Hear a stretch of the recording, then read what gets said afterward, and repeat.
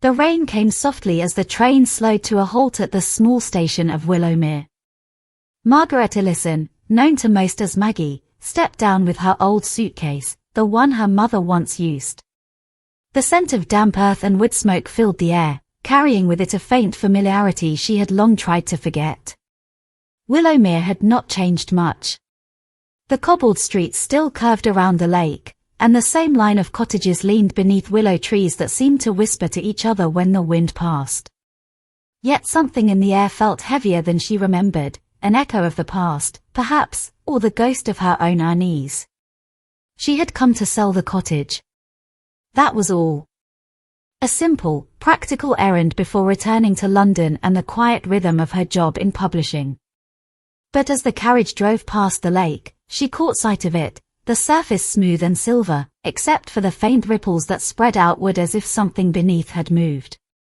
By the time she reached the old Ellison cottage, the sky had darkened into shades of indigo. The key scraped against the lock, stiff with age.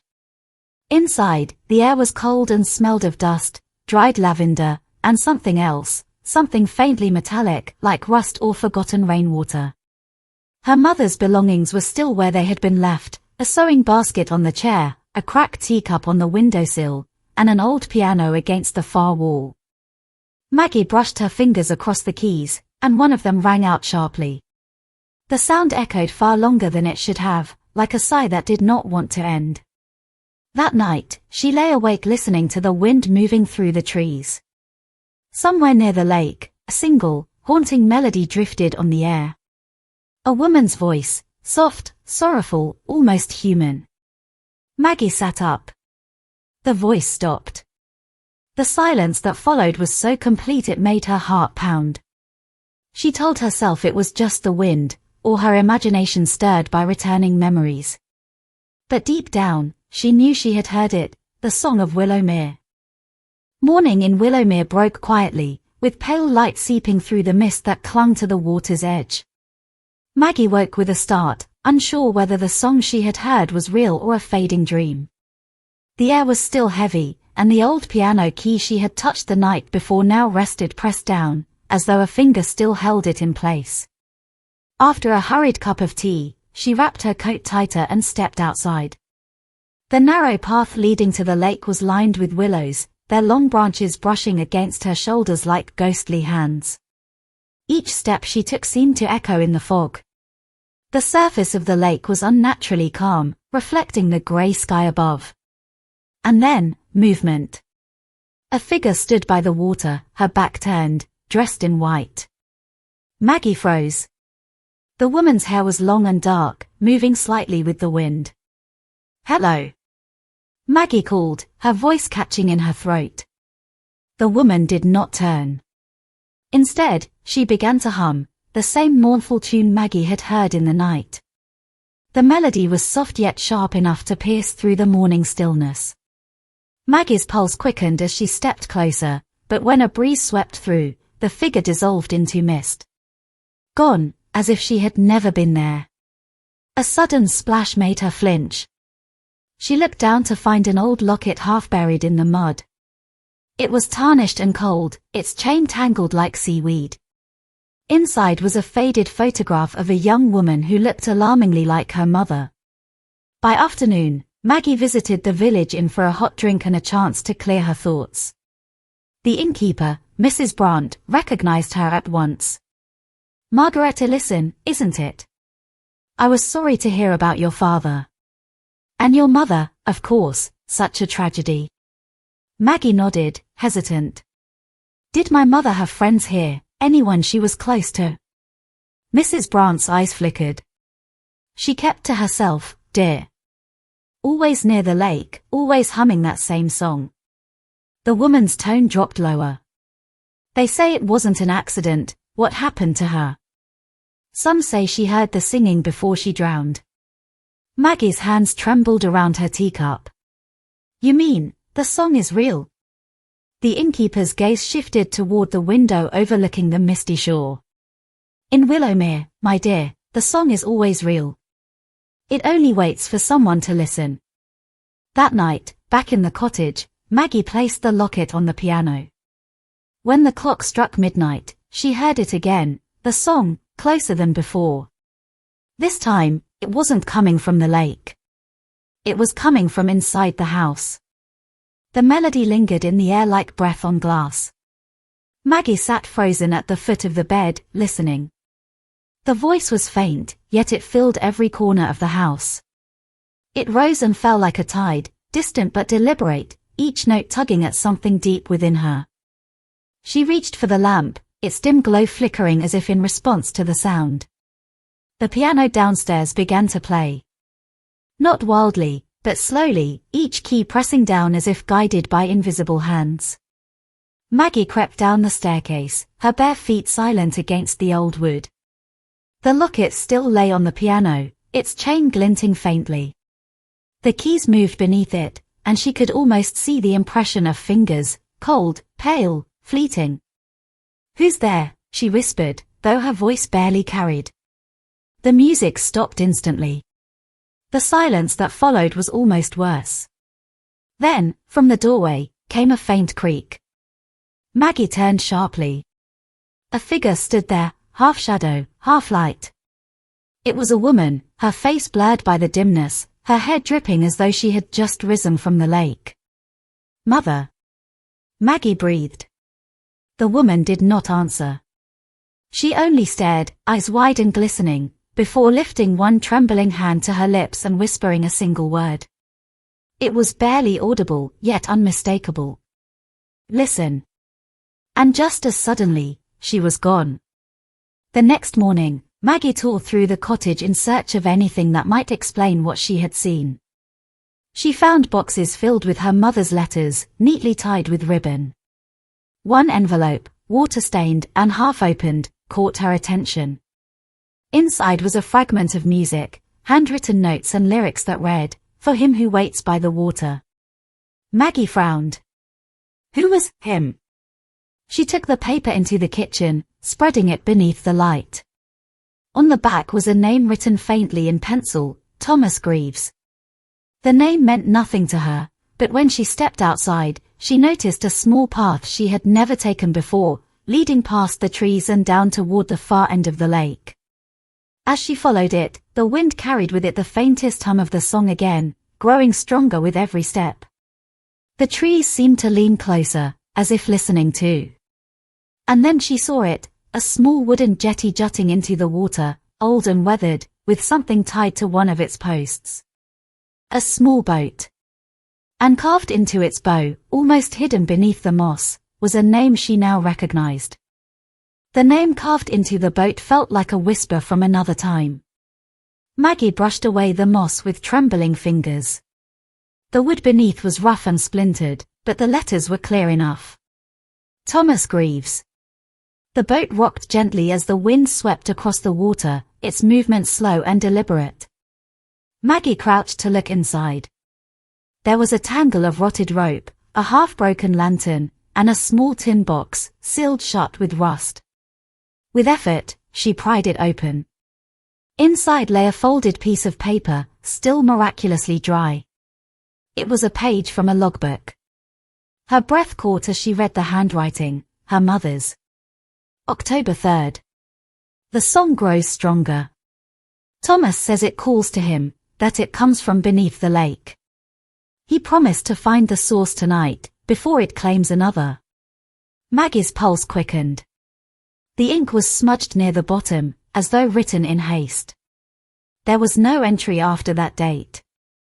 She turned toward the lake again. Beneath the shifting surface, she could have sworn she saw movement, dark shapes gliding slowly through the water. Then, faintly, the melody began once more, rising from nowhere and everywhere at once.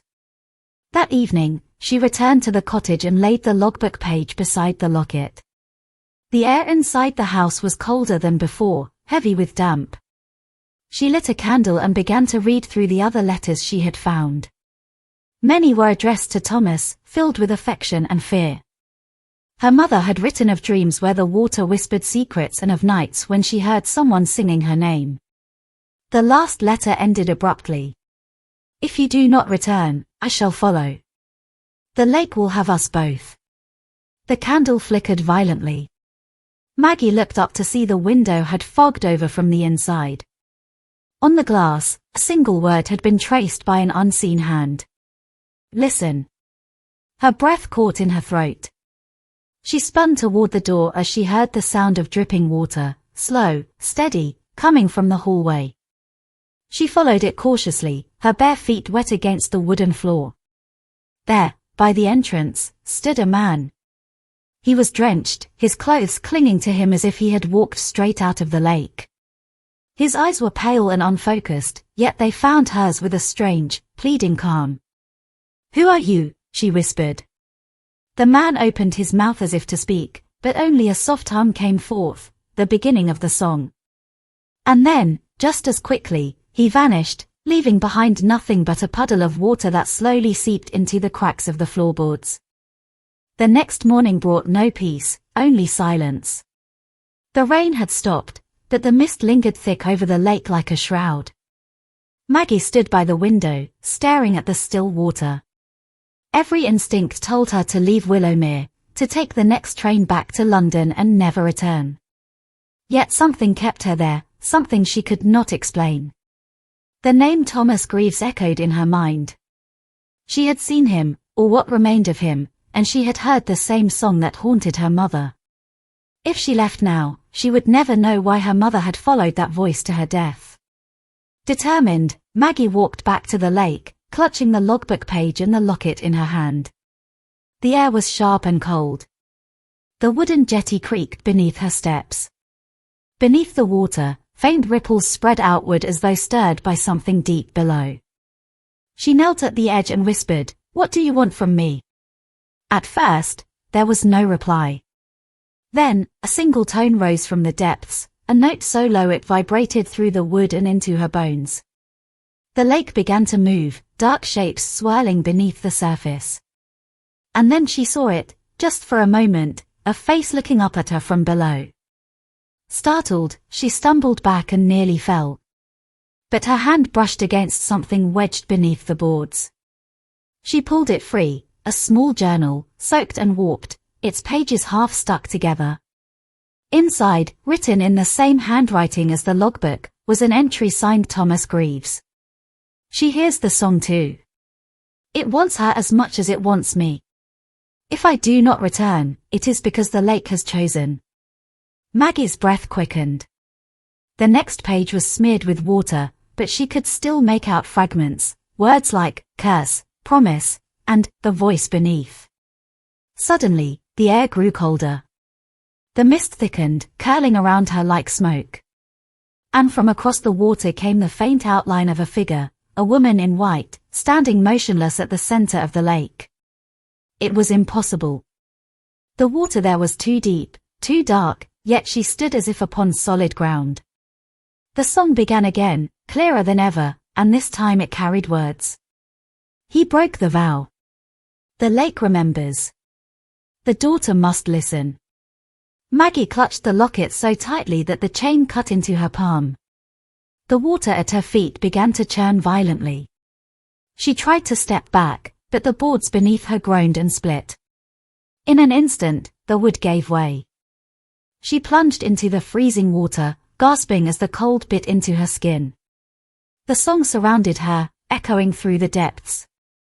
Something brushed against her ankle, a hand, pulling her downward. Her scream was swallowed by the lake. Then, just before everything went dark, she saw them, two shapes beneath her. A man and a woman, their faces calm and sorrowful, waiting in the shadows. The following morning broke with a dull, silvery light over Willowmere. Mist hung low above the lake, blurring the outline of the trees and the old boathouse. Maggie stood by the edge, her boots sinking into the damp earth. The water was calm, eerily still, as though waiting for something to stir beneath. She held her mother's last letter close to her chest. It had taken her all night to understand its meaning, or at least what she thought it meant. Her mother had written, "If I cannot silence the song, then perhaps it will claim me instead." Maggie whispered the words aloud, her breath trembling in the cold air. Suddenly, the surface of the water rippled.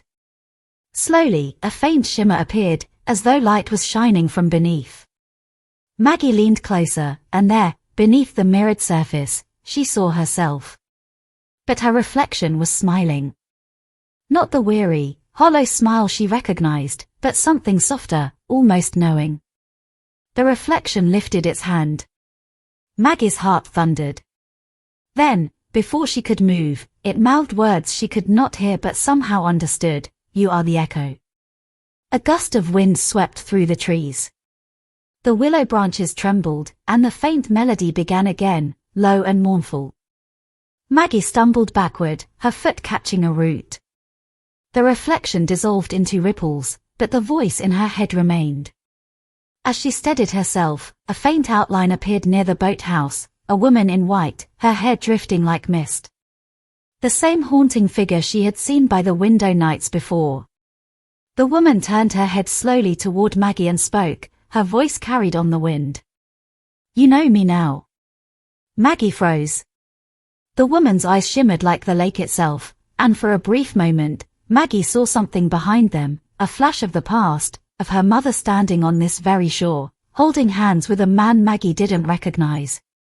Then the image vanished, leaving only the whisper of the song echoing through the air. Maggie's breath hitched. She realized with a slow dread that the melody had never come from the lake. It had come from within her. The same voice, the same longing, the same promise unfulfilled. The willow trees swayed gently as the mist thickened around her. Somewhere deep in the fog, the woman's voice called once more, fainter this time, like a farewell or perhaps a warning. And then, from beneath the lake's surface, something began to rise. The thing that rose from the lake was not a figure at first, it was only a shape, a blur beneath the mist. The water trembled, breaking into rings of silver as the air thickened with the scent of salt and decay. Maggie stood frozen, her heartbeat loud in her ears, while the mist swirled tighter around her like a living thing. Then, slowly, the outline became clearer. It was a woman, dripping wet, her long hair clinging to her face, her pale eyes wide open as though she had just surfaced from the depths of the underworld. Maggie took a step back, but her boots sank deeper into the mud. Who are you? Maggie whispered, though her voice trembled so much that the words were barely formed. The woman didn't speak. Instead, she turned her head toward the old boathouse, then looked back at Maggie, her gaze pleading. There was sorrow in her expression, deep, human sorrow, and for a moment, Maggie thought she looked like someone she might have known. Then it struck her. The jawline, the soft curve of the chin, the faint dimple beneath her eye. It was her mother's face, only younger.